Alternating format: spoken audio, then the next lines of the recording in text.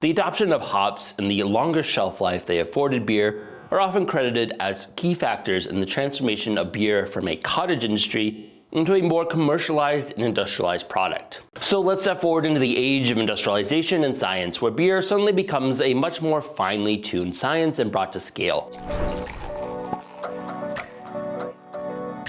The invention and adoption of new technologies like the thermometer and hydrometer brought brewing from an art informed by intuition to a finely tuned science. But also the wider spread of the use of coal in Britain and the knowledge of how to use it led to several new innovations in brewing beer. Using fire to halt the malting process has been practiced for most of brewing history, but drying malt over an open flame was difficult to control and often imparted a smoky flavor to the malt.